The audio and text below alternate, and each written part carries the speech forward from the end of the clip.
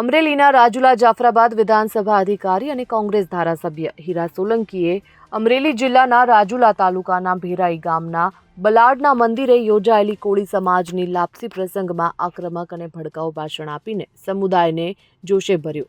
હજારો કોળી સમાજના સભ્યોની ઉપસ્થિતિમાં તેમણે સમાજના અધિકારો અને રાજકીય લડત પર તીખી ટીકા કરી, જેનાથી વાતાવરણ ગરમાયું હતું.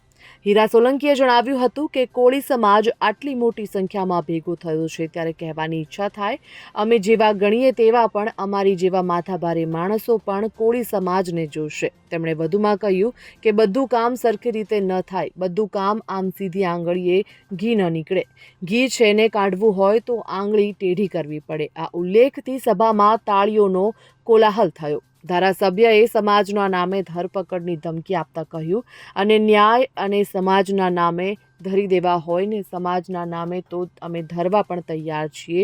શું કામ? કેમ કે અમે જે કંઈ છીએ એમાં સૌથી મોટો કોઈનો ફાળો હોય તો કોળી સમાજનો છે. તેના માટે અમે ધરવા પણ તૈયાર છીએ. તેમણે ગર્વથી આવું કહ્યું અને કહ્યું કે ગર્વ અનુભવું છું અને માતાજી પાસે પ્રાર્થના પણ કરું છું કે આ ભવ કોળીમાં આપ્યો તો આવતો ભવ પણ કોળી સમાજમાં જ આપજો. આ ભાષણથી કોળી સમાજમાં એકતા અને જોશનું વાતાવરણ રચાયું, પરંતુ વિપક્ષીઓએ તેને ભડકાવવાનો પ્રયાસ ગણાવ્યો છે.